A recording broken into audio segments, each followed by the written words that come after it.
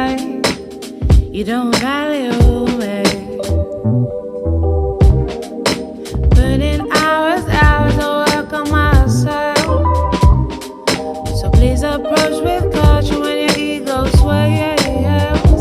Still on the mend, but not about to give in. You need to learn my limits.